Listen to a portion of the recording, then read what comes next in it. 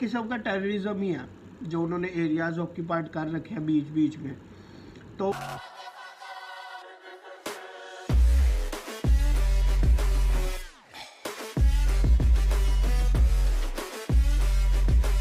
Hello अस्सलाम वालेकुम, मैं क्या हम लोग उम्मीद है सब ठीक होंगे, खुश होंगे और बात भी होंगे। तो guys welcome back to our YouTube channel और हैप्पी बिलेटेड ईद मुबारक। और ईद की पिक्चर मैंने अपलोड कर दी है, इंस्टाग्राम पे भी मिल जाएगी, जाकर जरूर देखना। आज हम जिस वीडियो पर एक्शन करने जा रहे हैं वो है ध्रुव राठी की वीडियो है। इजराइल पैलेस्टीन कॉन्फ्लिक्ट के ऊपर उन्होंने वीडियो बनाई है, जो इवेंट हुए हैं, क्या रीज़न है, कौन सही है कौन गलत है, देख लेते हैं। Let's start. नमस्कार दोस्तों, इजराइल पैलेस्टीन के बीच में हालत इस हद तक खराब हो गई है कि मानो एक जंग छिड़ गई। हजारों रॉकेट्स बरसाए जा रहे हैं और ढेरों लोगों की जानें जा रही हैं। इनफैक्ट कुछ बच्चों तक की भी जाने गई। ये मुद्दा इतना कंट्रोवर्शियल है कि बाकी दुनिया के लोग दो हिस्सों में बट गए हैं। इंडिया में भी ट्विटर पे दो ट्रेंड्स चल रहे थे टॉप पर, एक इंडिया स्टैंड्स विद इजराइल और एक इंडिया स्टैंड्स विद पैलेस्टीन। कौन यहाँ पर सही है और क्यों ये मुद्दा शुरू हुआ फिर से, क्यों ये जंग शुरू हुई, आइए जानने की कोशिश करते हैं आज के इस वीडियो में। काफी सैड यार इंसिडेंट्स हो रहे हैं वहाँ पे। अब ये है दोस्तों इजराइल पैलेस्टीन का मैप। इसमें इजराइल कहाँ पर है ये तो बड़ा क्लियरली दिख ही रहा होगा आपको, लेकिन पैलेस्टीन को थोड़ा ढूंढना पड़ता है। जो ऊपर का हाईलाइटेड रीजन है उस पूरे रीजन को वेस्ट बैंक कहते हैं, और जो नीचे पतली सी ग्रीन कलर की स्ट्रिप दिख रही है उसे गाजा स्ट्रिप कहते हैं। अब इस पूरे नक्शे में जो ग्रीन कलर के एरियाज है वहां पर पैलेस्टीनियन लोग रहते हैं, और जो डार्क ग्रीन कलर के एरियाज हैं वहां पर पैलेस्टीनियन सरकार का राज है। लेकिन जो वेस्ट बैंक के अंदर पिंक कलर का एरिया है वहां पर इजराइल का कंट्रोल है और वहां पर कुछ इजरायली लोग भी रहते हैं। अब ये नक्शा देखकर थोड़ा अजीब सा नहीं लग रहा आपको कि ये कैसे हो सकता है कि दो देश ऐसे एग्जिस्ट करते हैं 100 अलग अलग टुकड़ों में, 100 से ज्यादा अलग अलग टुकड़े हैं। और अगर कोई इंसान ऊपर से नीचे तक चलना शुरू करेगा तो देखेगा अच्छा मैं इजराइल में हूं, अब मैं पैलेस्टीन में आ गया, थोड़ा सा आगे चला अब मैं फिर इजराइल में आ गया, थोड़ा सा और आगे चला अब मैं फिर पैलेस्टीन में आ गया। कैसे हो सकता है? एक ऐसा देश कैसे एग्जिस्ट कर सकता है 100 से ज्यादा अलग अलग टुकड़ों में? इसका अपना ही बड़ा इंटरेस्टिंग इतिहास है। इतिहास की बात मैं इस वीडियो में नहीं करूंगा क्योंकि बहुत लंबा वीडियो खिंच जाएगा। एक अलग से वीडियो बनाऊंगा इसके बाद जो इजराइल पैलेस्टीन की हिस्टोरिकल सिचुएशन बताएगा कि कैसे ये हो पाया। तो कोई हैरानी की बात भी नहीं है, अगर दो देश ऐसे एग्जिस्ट कर रहे हैं अलग अलग टुकड़ों में बीचों बीच, तो इनके बीच में कॉन्फ्लिक्ट भी बहुत ज्यादा होता है। इस नक्शे के बीचों बीच जेरूसलम का शहर है, 3 धर्म के लोगों के लिए बड़ा ही होली शहर, क्रिश्चियंस, मुस्लिम और ज्यूस के लिए। और जेरूसलम के साथ भी यही हाल है। जो वेस्ट जेरूसलम वाला एरिया है वो इजराइल के अंदर है, वहां पर बहुत से इजरायली लोग रहते हैं।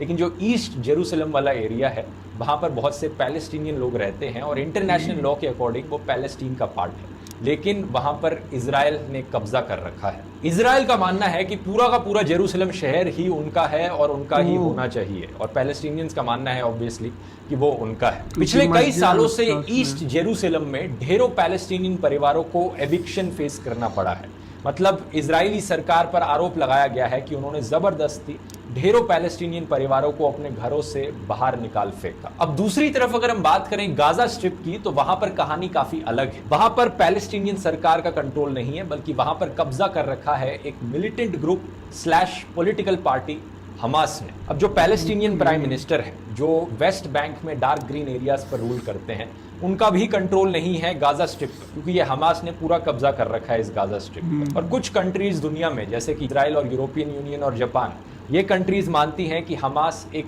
टेररिस्ट ग्रुप है। लेकिन दूसरी तरफ कुछ कंट्रीज हैं जैसे कि यूके और ऑस्ट्रेलिया जो सिर्फ हमास के मिलिटेंट विंग को एक टेररिस्ट ग्रुप मानती है। लेकिन तीसरी तरफ कुछ ऐसी भी कंट्रीज हैं जैसे कि चाइना, रशिया, टर्की, ईरान और नॉर्वे जो हमास को कंप्लीटली एक टेररिस्ट ग्रुप नहीं मानती। हमास और इजरायली मिलिट्री अक्सर एक दूसरे के ऊपर रॉकेट्स फेंकते रहते हैं। हालांकि इजराइल के पास एक आयरन डोम है जो कि बहुत अच्छा डिफेंस सिस्टम है जो उन्हें प्रोटेक्ट करके रखता है हमास की तरफ से आने वाले रॉकेट्स से। तो जो रॉकेट्स की फायरिंग है और एयर स्ट्राइक्स हैं वो गाजा और इजराइल के बीच होते हैं। वहां पर वेस्ट बैंक वाले पैलेस्टीन का कुछ ज्यादा लेना देना नहीं है, वहां से कोई रॉकेट्स नहीं फेंके जाते इजराइल की तरफ, क्योंकि वहां पर बीचों बीच इजरायली लोग भी रहते हैं। लेकिन at the same time Gaza में जो बॉर्डर है वो बड़ा क्लियरली डिफाइंड है। गाजा के अंदर कोई इजरायली लोग नहीं रहते, बड़ा क्लियर डार्क ग्रीन कलर की स्ट्रिप है। इनफैक्ट गाजा के चारों तरफ कंप्लीट ब्लॉकेड लगा रखा है इजराइल ने। एक तरफ इजराइल ने ब्लॉक कर रखा है और दूसरी तरफ इजिप्ट ने ब्लॉक कर रखा है गाजा को कंप्लीटली। इन्हें इकोनॉमिकली भी कट ऑफ किया गया है बाकी पूरी बाहर की दुनिया से। इसी की वजह से गाजा के अंदर जो अनएम्प्लॉयमेंट रेट है, बेरोजगारी है, वो बहुत ज्यादा हाई है। जो भी पैसा गाजा के अंदर आता है अक्सर बाहर की दुनिया उन्हें मदद करना चाहती है, वहां रहने वाले लोगों की। ज्यादातर टाइम हमास उस पैसे का इस्तेमाल करता है हथियार खरीदने के लिए और रॉकेट्स फेंकने के लिए। तो इस डिफरेंस को समझना यहाँ पर बहुत जरूरी है। जो बॉर्डर को लेकर प्रॉब्लम्स हैं, लोगों को घरों से बाहर निकालकर फेंका जा रहा है, ये प्रॉब्लम्स है। और जहां पर इजराइल को अक्यूज किया जा रहा है कि उन्होंने कब्जा कर रखा है जमीन पर, वो वेस्ट बैंक में है और गाजा में हमास है। अब इस बैकग्राउंड नॉलेज को आपने समझ लिया तो अब बात करते हैं करंट इवेंट्स की। ऐसा कहा जा सकता है कि ये करंट इशू शुरू हुआ शेख जर्रा के मुद्दे से। ईस्ट जेरूसलम में शेख जर्रा एक नेबरहुड है जहां पर कई पैलेस्टीनियन परिवारों को ऑर्डर दिया गया अपना घर छोड़कर जाने के लिए। साथ ही साथ अभी एक हफ्ते पहले कुछ एक्सट्रीमिस्ट राइट विंग ज्यूज ने बड़ी भड़काऊ रैलीज निकाली इन ईस्ट जेरूसलम के नेबरहुड से, जहां पर इन्होंने नारे लगाए डेथ टू अरब्स। जब ये रैलियां निकली, ज्यूज और अरब मुस्लिम कम्युनिटीज के बीच में टकराव हुआ, टेंशंस बढ़ी और आग में घी डालने का काम किया extreme right wing Israeli politicians ने। जैसे कि ये लोग, इन्होंने भाषण दिए, अपने बड़े ही भड़काऊ भाषण दिए, कहा कि ये पूरा शहर हमारा है और इससे सिचुएशन और बिगड़ गई। 7 मई की बात है कि पैलेस्टीनियन लोग प्रोटेस्ट कर रहे थे इन्हीं एविक्शंस के खिलाफ। ये प्रोटेस्ट वायलेंट हुए, पत्थरबाजी हुई, इजरायली पुलिस ने सिचुएशन कंट्रोल करने की कोशिश करी, क्रैश करे पुलिस के लोग और प्रोटेस्टर्स और दोनों तरफ लोग इंजर्ड हुए। 10 मई की बात है कि इजरायली पुलिस अल अक्सा मस्जिद के अंदर घुसी और वहां पर पैलेस्टीनियन लोगों पर रबर बुलेट्स फायर करी गई और स्टन ग्रेनेड्स फेंके गए जो लोग वहां पर प्रे करने के लिए आए। हालांकि इजरायली पुलिस का कहना है कि उन्हें पहले से खबर थी कि कुछ पैलेस्टीनियन लोग मस्जिद के अंदर पत्थर इकट्ठे करके बैठे हैं जो वो उन पर फेंकेंगे जो राइट विंग लोग वहां से रैलियां निकाल रहे थे और डेथ टू अरब के नारे लगा रहे थे। इस मस्जिद के इंसिडेंट की खबर सुनकर हमास ग्रुप ने एक अल्टीमेटम दिया इजरायली सरकार को कि मस्जिद से इजरायली पुलिस को हटा लें, नहीं तो हम हमला बोल देंगे। हालांकि ये पैलेस्टीनियन लोग जो वेस्ट बैंक में रहते हैं उनका हमास से इतना लेना देना नहीं है, लेकिन फिर भी हमास ने अपने आप को रिप्रेजेंटेटिव दिखाने के लिए पैलेस्टीनियन लोगों का ये वार्निंग दी और कुछ घंटों बाद रॉकेट्स भी फायर करने शुरू कर दिए इजराइल पर। तो गाजा से इजराइल में हजारों की संख्या में रॉकेट्स फेंके गए हमास ग्रुप के द्वारा और जब ये रॉकेट की बौछार हुई इजराइल पर तो इजराइल ने भी रिस्पॉन्स में आकर एयर स्ट्राइक्स कंडक्ट करनी शुरू कर दी गाजा पर। इजराइल ने 130 से ज्यादा एयर स्ट्राइक्स करी गाजा पर और पिछले 2 दिनों में 40 से ज्यादा पैलेस्टीनियन लोग मारे गए हैं जिसमें कि 9 से ज्यादा बच्चे हैं और इजराइल की तरफ भी 2 इजरायली मारे गए हैं और 1 इंडियन की भी मौत हुई। तो अब सबसे बड़ा सवाल ये उठता है कि यहाँ पर कौन सही है और कौन गलत। जस्टिफाई करने के लिए दोनों साइडों के पास बहानों की कमी नहीं है। इजराइल कहता है कि हमने यहाँ पर रॉकेट फेंक के एयर स्ट्राइक्स करी क्योंकि हमास वाले हमारे ऊपर रॉकेट फेंक रहे थे।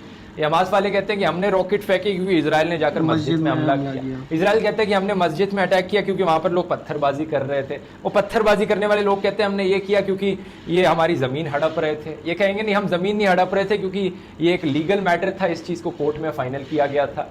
और फिर बात हिस्ट्री पे चली जाएगी, मतलब ये बात पीछे जाती रहेगी। दोनों साइडों के पास बहानों की कमी नहीं है, एक के बाद एक एक्सक्यूजेस देंगे, फिर हिस्ट्री पर आ जाएगी कि तुमने पिछली 1967 की जंग में ये हुआ था, वो हुआ था। लेकिन कुछ चीजें हैं जो बड़ी क्लियर हैं, मुझे लगता है, जिन्हें हमें ध्यान रखना चाहिए इस सिचुएशन में।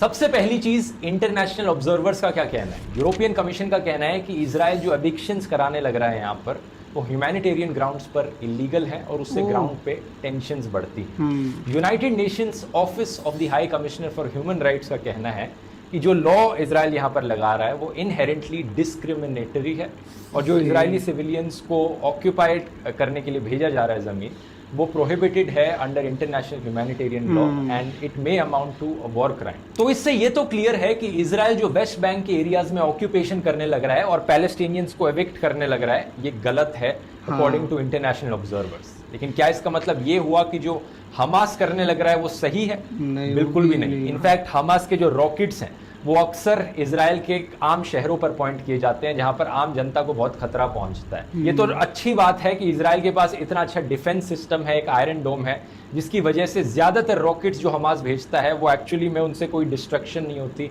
उनसे कोई कैजुअलिटीज नहीं होती। बहुत कम कैजुअलिटीज हुई हैं इजराइल की साइड में। लेकिन हमास के रॉकेट्स अगर एक्चुअली में लग जाएं और ये प्रोटेक्शन ना हो तो बहुत सारे इजराइल में रहने वाले लोगों की जानें जाएंगी। वायलेंस के रिस्पॉन्स में वायलेंस और उसके रिस्पॉन्स में और वायलेंस, इससे सिचुएशन सुधरती नहीं है, इससे वायलेंस एक्सपोनेंशियली बढ़ता रहता है। जैसा गांधी जी ने कहा था, an eye for an eye makes the whole world blind. दूसरी चीज है कि अभी तक जो सिचुएशन है उसके अकॉर्डिंग 60 से ज्यादा लोग मारे गए हैं, जिनमें 17 से ज्यादा बच्चे थे।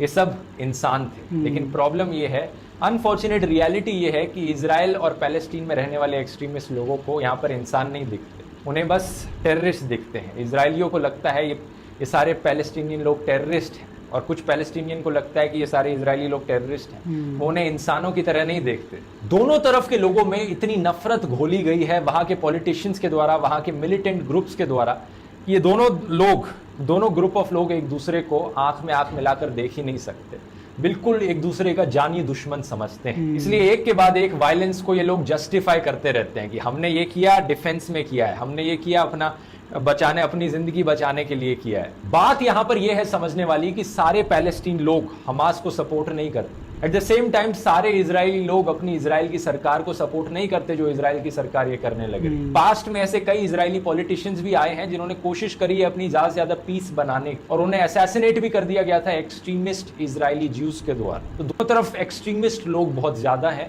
इतनी सिग्निफिकेंट पॉपुलेशन है एक्सट्रीमिस्ट लोगों की कि वो ओवर पावर कर जाते हैं। इसी रीजन से पूरे देश को टेररिस्ट घोषित कर देना, कि ये कहना कि सारे इजरायली लोग टेररिस्ट होते हैं या फिर सारे पैलेस्टीन लोग टेररिस्ट होते हैं, ये बहुत ही गलत है करना। अगर ऐसा बोलोगे आप तो इससे बस नफरत बढ़ेगी ही, कम नहीं होगी दोनों साइड्स के बीच में। तीसरी चीज यहां पर यह है जो स्पाइडरमैन फिल्म का कोट है, with great power lies great responsibility. दोनों साइडों को देखो, किस साइड के पास ज्यादा पावर है, बड़ा ऑब्वियस है। इजराइल की जो मिलिट्री टेक्नोलॉजी है, जो इनके डिफेंस सिस्टम्स है, जो इनकी एजेंसीज है मोसाद जैसी, उनसे compete करना नेक्स्ट टू इम्पॉसिबल है। ये दुनिया की one of the best military powers है इजराइल। तो इतनी पावर के साथ साथ इनकी रिस्पॉन्सिबिलिटी भी बढ़ जाती है। जो हमास जैसे लोग हैं जिन्हें इजराइल टेररिस्ट मानता है, अगर टेररिस्ट ग्रुप रॉकेट फेंकेंगे तो इन्हें भी उन्हीं की तरह रिस्पॉन्स करने की जरूरत नहीं है। इन्हें वायलेंस के रिस्पॉन्स में वायलेंस करने की जरूरत नहीं है उसी लेवल का। इजराइल ने गाजा में जो एयर स्ट्राइक्स करी हैं उसमें बहुत से सिविलियंस और बच्चे भी मारे गए हैं, और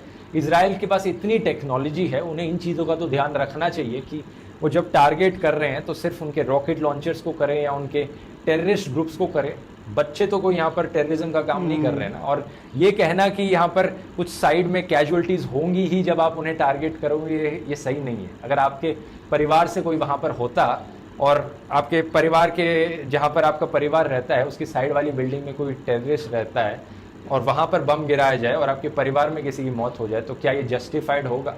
बिल्कुल नहीं होगा, स्पेशली जब ये काम दुनिया के one of the top military powers करें। तो ये चीज़ें कुछ सोचने वाली हैं, इन्हें ध्यान में रखना जब भी आप इस इशू के बारे में किसी से बात करो। तो बाकी आने वाले टाइम में तो ये थी यार वीडियो, और ध्रुव राठी ने बड़ा अच्छा एक्सप्लेन किया था, नाइसली एक्सप्लेन किया था। सॉरी यार, ध्रुव राठी ने बहुत अच्छा एक्सप्लेन किया था, बहुत ज़बरदस्त। और रही बात इजराइल की, तो इजराइल ने जिस तरह से अपना लैंड ऑक्यूपाइड किया और जिस तरह से कुछ एरियाज़ ऑक्यूपाइड किए हैं, वो भी एक किस्म का टेररिज्म ही है जो उन्होंने एरियाज़ ऑक्यूपाइड कर रखे हैं बीच बीच में।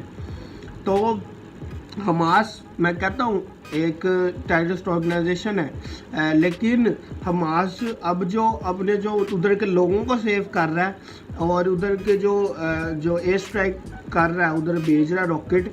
अब वो लोग, क्योंकि इजराइल ने पहले ही इतने लोगों के वो जो मस्जिद में किया वो सारा किया, तो अब लोग जो है ना हमास को पता नहीं क्यों सपोर्ट करने लग पड़े हैं कि हमास मारो। हालांकि हमास कोई अच्छा काम नहीं कर रहा। हमास एक टेररिस्ट ऑर्गेनाइजेशन है, वो तो आते हैं अपना जगह ऑक्यूपाइड करने के लिए, ठीक है, गाजा स्ट्रिप उन्होंने ऑक्यूपाइड की हुई है, ठीक है। लेकिन क्योंकि इजराइल इतना वो बुरे जो है ना उधर चीज़ें कर रहा है कि मस्जिद में घुस रहा है, फिर उसके बाद एयर स्ट्राइक्स, और बच्चों का भी ख्याल नहीं, कोई नहीं। जो सबसे मेन इशू हुआ है ना वो मस्जिद का हुआ है, मस्जिद अल अक्सा का। मस्जिद अल अक्सा का ना होता इशू तो मुझे नहीं लगता ये इशू इतना बड़ा होना था। मस्जिद अल अक्सा में घुसे हैं, उधर जाके जो गेनोसाइड समथिंग उन्होंने जो किया है वहाँ से मसला बढ़ा है। और फिर उसके बाद पूरी जो है ना मुसलमान, जो तुर्की शुर्की पाकिस्तान और इधर के मुसलमान आम लोग भी ये लोग हुए हैं। तो ये था सारा वीडियो। और बाकी बताना मुझे तो यार इसराइल के, मैं तो अगेंस्ट हूँ, मैं तो अगेंस्ट ही रहूँगा। उधर जो वो इलीगल तरीके से जो प्रॉपर्टी हर लॉ ने कहा है, हर यूएस के भी लॉ ने कहा है, उसके बाद बाहर की जो ऑब्जर्वर्स हैं उन्होंने भी कहा है कि इंटरनेशनली ये गलत है। तो आपके सामने है जो वो कर रहा है। और फिर उसके बाद उसको जो है अगर कोई उसके अगेंस्ट आवाज़ उठा रहा है, उसके अगेंस्ट बोल रहा है, तो उसके अगेंस्ट प्रोटेस्ट कर रहा है और उनको मार रहे हैं। ये जस्टिफाई नहीं करती बात। बाकी फिर मिलते हैं नेक्स्ट वीडियो में, तब तक मैं ख्याल रखें 1 2 3।